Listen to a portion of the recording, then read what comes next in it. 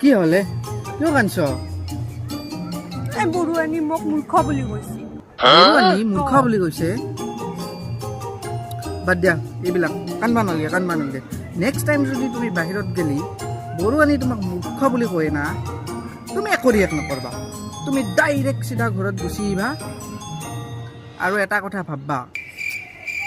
বৰুৱানী তোমাক মূৰ্খ বুলি কেনেকৈ গম পালা